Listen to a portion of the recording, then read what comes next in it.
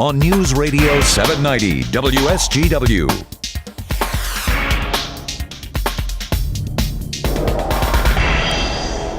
Well, good morning to you and welcome. Welcome to another edition of the Art Lewis Show here on WSGW for a Tuesday morning. We have a special guest with us this morning.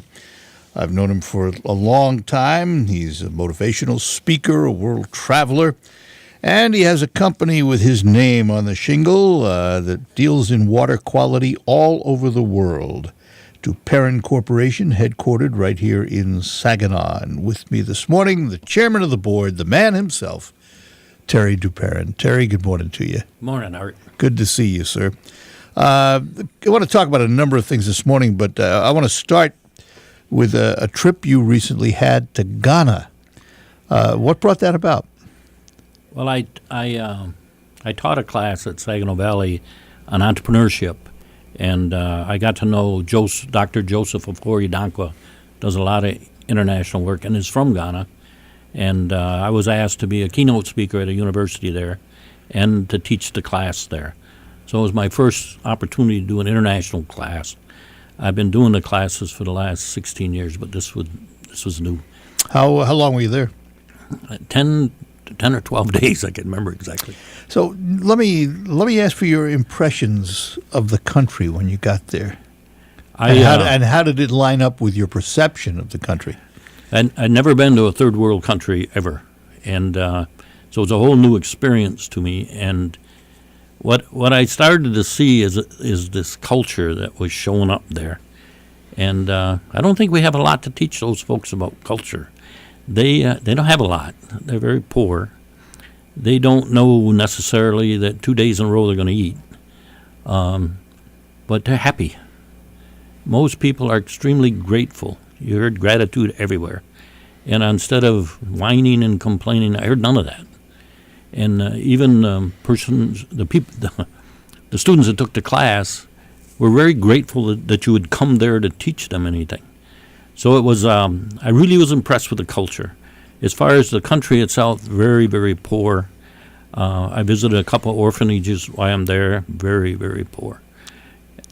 It's interesting, and on one hand, and almost contradictory on the other, that a country with that much abject poverty has a college where you're teaching entrepreneurship.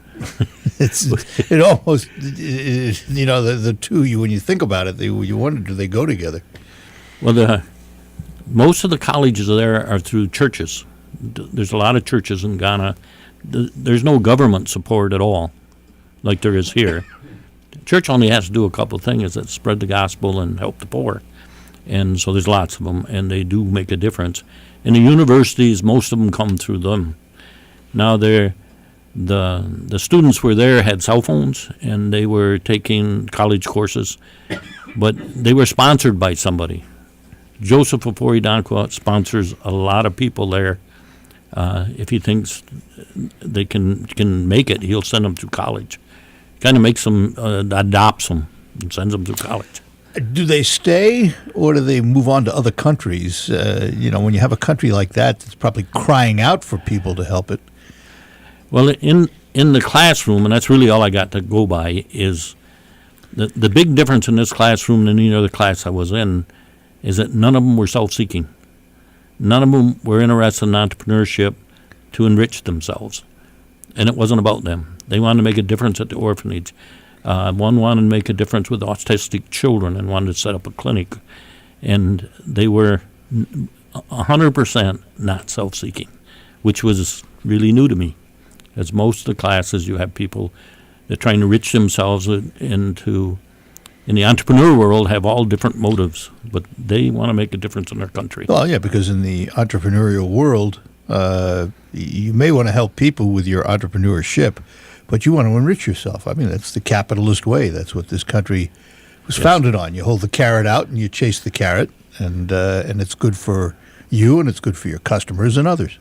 Well, it's a little different in that country. Right now I'm working with 4 different students, yet we communicate, and I have some entrepreneur ideas that I would like them to get started. Because one of the problems in our country, I think that you kind of brought up, is once you get educated, now what? because there's not an automotive industry. There's not much processing at all. So I was trying to think of ways that you could take the natural materials of Ghana and set up a processing.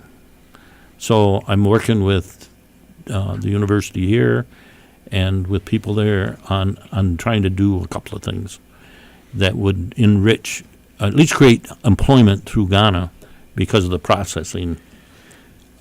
You have dealt in water a lot of your Yes. life. What's the water situation in a country like that? They carry water a long ways every day on their head, and you see it wherever you go. There'll be big trays on their head full of water, walking, and some of them go miles to get that water.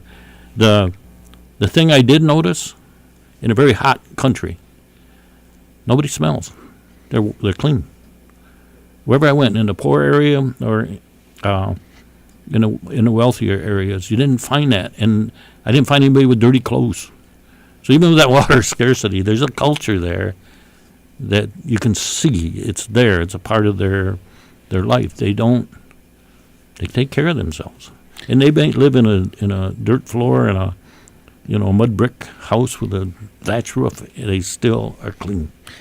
Is there a contradiction of wealth in that country? Is there a wealthy area and a poverty area, or is it pretty much all poverty? No, there's no in between. There's very rich and very poor, and to live very high there, you wouldn't need a lot of money if you, because labor is so inexpensive. If you had $100,000, you probably have maids and servants and cooks. And, Oh, really? yeah, so the Accra is the capital, and I was in the capital. That has high-rise buildings and banks, and actually has traffic lights, which most of the country doesn't. But that's just very wealthy, and but the majority of people, I think the average income is like $1,200 a year per capita, and probably most of that's owned in Accra, in the major cities. So the people may not make $100 a year, outside of that. So it's a poor country, but I was so impressed with their attitude. They're so grateful for the very little bit they have. So it's not what I'm accustomed to here. Well, we whine a lot here. Well, and yeah, we're spoiled. I think there they wake up every morning having to struggle to figure out what they're going to do for the day. Here we wake up whining if we don't get exactly what we want for the day. That's true. Yeah, and it's true. And we I think we as a nation have to take time out and reflect of all the good we have when you think about some of these other countries and how these other people live. Well, I agree. It's when I come back here, and in such a contrast, I didn't want to complain about anything. It's I had to start looking at what we have here, and it's unbelievable. I think you could put any one of those people in this country with the poorest of the poor, and they'd think they died and went to heaven because they're going to get 2 meals in a row, and they're going to know they're going to eat in the next 2 days. But there, if you're alive, you pretty much did it. Survival is everything, huh? Well, you don't have a government that fills the gaps. You got churches that help out, but you're pretty much all entrepreneurs there. They got to find a way to make a living every day. How about medical care? I think in Accra you got good hospitals, but other than that, not good. I'm working with one lady that helps autism, and I'm kind of sponsoring her now because I have a dyslexic issue, and she wanted to know all about that. So I have an opportunity to bring her here, and the Dyslexic Institute will train her if I can get her here. Oh. So she does it on her own. She's a teacher, and she starts this little clinic with this little room, and she teaches autism out of her own paycheck. Amazing. We're talking to Terry Duperon. The name may ring a bell from Duperon Corporation, but his story is inspiration. We'll talk more about Terry's story, too, when we return here on the Art Lewis Show on WSGW. Let me take a moment to talk to you about my friends at Thalen Volkswagen, because I am driving a new Tiguan. And if you're interested in an SUV, I want you to stop before you buy anything and stop into Thalen at 1112 North Euclid Avenue in Bay City and test drive the all-new 2018 VW Tiguan, the new king of the concrete jungle. It's capable, it's comfortable, it's ready to take on the city streets or the country roads. And the 2018 Tiguan includes a 6-year, 72,000-mile, whichever comes first, transferable bumper-to-bumper limited warranty. Drive the 2018 VW Tiguan and you'll be sold. From its 4Motion all-wheel drive system to the turbocharged engine, driving is once again fun. And Volkswagen hasn't forgotten technology. VW Tiguan technology is simple, useful, and designed to help improve your driving experience, including the available VW Digital Cockpit. You'll even find an available third-row seating option, providing plenty of versatility. Lease one today at Thalen Volkswagen on North Euclid Avenue in Bay City. Lease for $289 per month for 36 months, 10,000 miles per year with $1,000 down at signing, plus tax, VIN number JM010006. Thalen and Volkswagen, perfect for your automotive needs. Remainder of warranty coverage transfers to subsequent vehicle owner. See dealer for warranty booklet exclusions and limitations.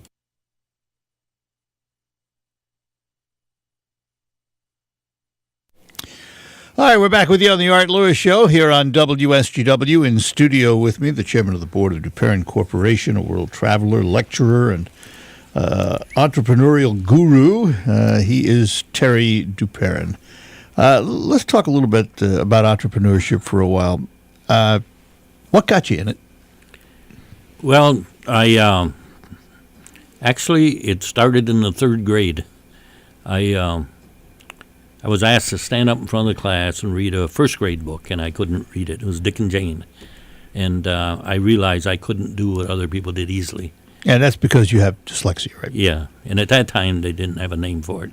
You just weren't that smart. And so anyways, we studied the inventors, and I had a dream. I was going to be an inventor because I only thought they had to do one thing, and they were rich and famous.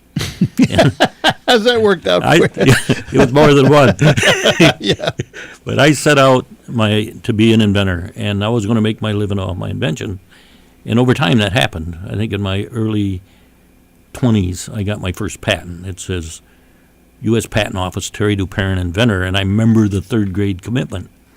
Well, then when I was asked to teach at Saginaw Valley, they said the senior engineers, the Tom Colgren, the Dean of Engineering Sciences, they have great class projects, but when it comes to starting a little garage shop or a business, they don't know. And so I told him I love this world. It's been very good to me, and the entrepreneur world. And he asked me if I would teach it. And so I thought about it, and I decided I would do it. And once I got there, which is a real stretch for me to be at a university because I never went to college and pretty much high school dropout. So this is a real stretch. So my first day as a teacher was senior engineers, university level, no training, no experience, and no curriculum. Now you ask, who does that? And I think what I learned young was a couple of things. Success had nothing to do with what you're not. You just run with what you got. And the other thing I learned was never be the one that limits you. So they would have to throw me out of that classroom, which is a real good chance they would, but they didn't. And I learned how to show itself. If you give yourself the problem, you'll start to see the answer. But anyways, what happened is that I was questioning why I could have patents and start a business, and that they struggle so hard with that, and they're more educated, smarter than me. And so my whole focus become on the difference, the way entrepreneurs think. So it wasn't about running a business or managing a business. It's all about that difference and how they think versus people in traditional education think. So, here's a high school dropout. You want to be an inventor. Yes. You actually have an idea for an invention. How do you translate that into a business? You had no background in it, no experience in it whatsoever. How do you take that idea and turn it into what it is today, Duperon Corporation? Well, I learned some things along the way. One of them was you can sell something before it exists. Oh. Because I didn't have any money either. So I sat down with a drain commissioner and I developed this screen and I drew it out on a napkin and sold it.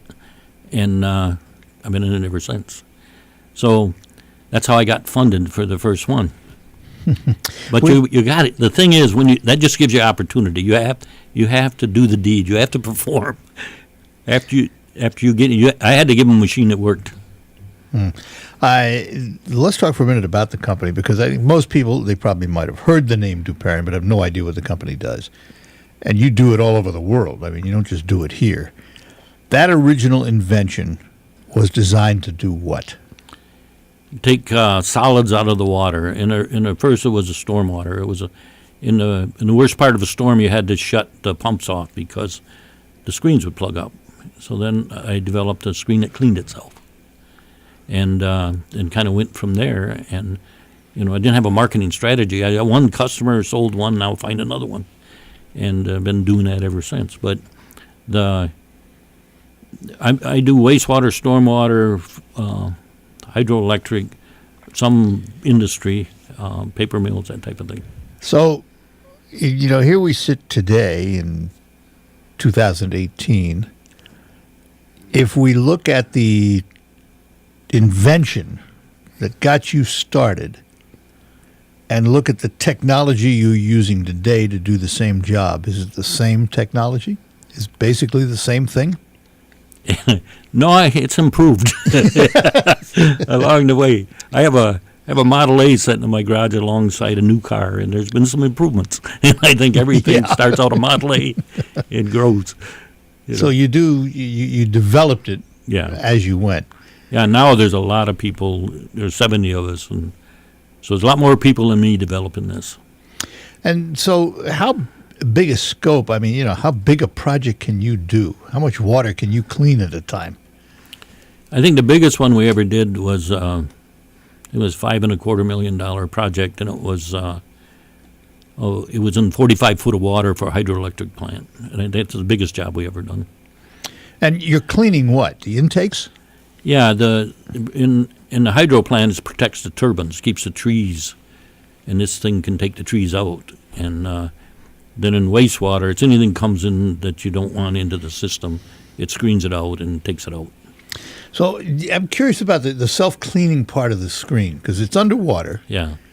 It's cleaning itself. It's collecting all this debris.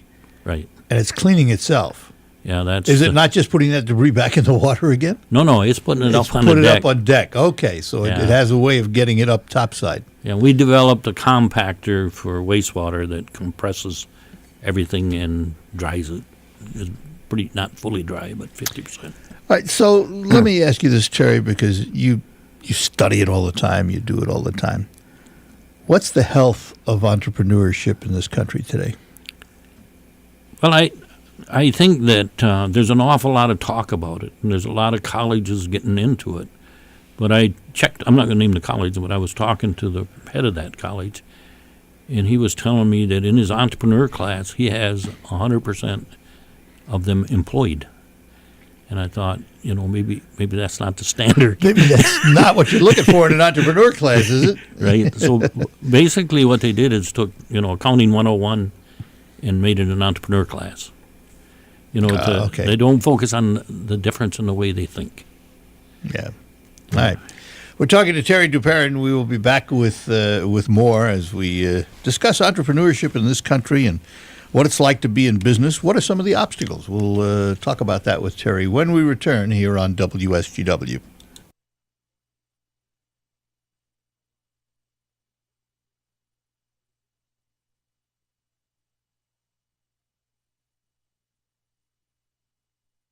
Back with you here on the Art Lewis Show on WSGW. The chairman of the board of Duperon Corporation, Terry Duperon, is with us. He also teaches entrepreneurship. If you ever had a desire to go into business for yourself, maybe you have an idea, you want to know how to patent it, any of those things, Terry is your man. And you do teach at your offices, don't you? You have classes every now and then? Yeah, I started out 3 years at Saginaw Valley State University teaching senior engineers, and then I decided if you're going to teach entrepreneurship, you ought to be able to start your own school. So I started my own school, and I went into businesses and had the class, and I went into teach the staff of schools, and also at my office in a conference room. So I do most of them there. So, where do you begin with somebody who walks in and they say, "Oh, look, I got this invention. It's the greatest thing since spilt milk. I got my widget here, and I want to make my widget." What do you tell them to do? Take the class. There's an entrepreneur, friends. There is an entrepreneur for you. I should have known. But seriously, though, somebody has an idea. They have to have a certain perseverance, don't they? Yeah, you have to believe in it to start with, and I think that it's easy to fall in love with the device that's been created, but there's a difference between an inventor and an entrepreneur in the way they think. And once you have the product, you got this whatever new widget in front of you. It's just that. It just sits on a shelf. It doesn't go anyplace. So now you have to develop some marketing skills and salesmanship skills and all the other things to put that on the market. It's a different game. Yeah, because really, it's not how much you love the product; it's how much your customer's going to love the product. Right? Yeah. You love it. You may be your only customer. You really do have to think of your customer as the end result, don't you? And you find that you do. You find that research people and inventors may not have all the skills necessary to be an entrepreneur. Because a good research guy just keeps doing more. You give him $1 million to do more research, okay, or an inventor will create more products. There's a correlation that I'm fond of using that has to do with technicians and engineers. Okay. If I have let's say a television that's not working, and I take it to a technician, he's going to look at it, and he's going to examine it, and he's going to go right to the problem and fix it. Right. Give it to an engineer; they're going to take it apart one piece at a time until they get back to the problem. Right. And that's true of a lot of inventors. They have very creative minds, but that's what they do. Yeah, they invent. The inventor would look at that TV and try and create something totally different. Yeah, something better than that. That's true. But that's what happens, though, isn't it? I mean, that's exactly. It's what's the word that we use? Well, creative people, innovators. Mm-hmm. The innovators are the ones that have really pushed this country forward. When you think about it, whatever the product, whatever the service, whatever it is, somebody innovated it. Somebody created it and figured out how to get it to market. I agree. I think it's not that part of it doesn't get taught, and that's what that's the missing I was trying to fill, is that little different way of thinking is the difference. Allows you to cause something to exist in the future doesn't exist now. That skill set. That become the whole focus of the class is what is that skill set and how do you learn it? And I found out you can teach it. In our company, I wanted to grow at 25% a year. And that growth, everything breaks down every year at that rate of growth. So I needed people who could reinvent themselves in their departments every year.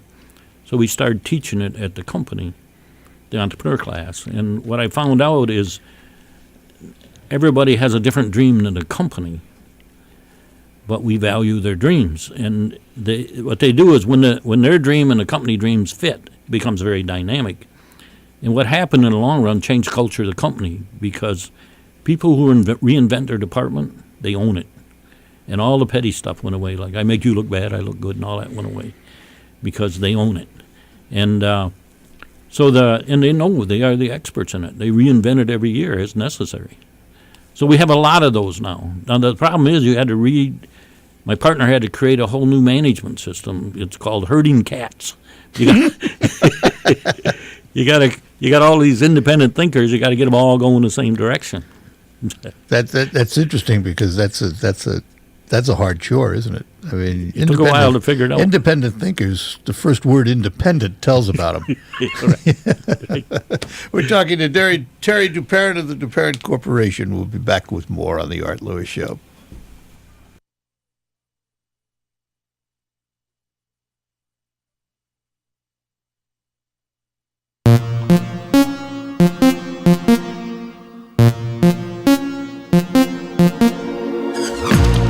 And we're back with you on the Art Lewis Show here on WSGW. Terry Duperon of Duperon Corporation is with us.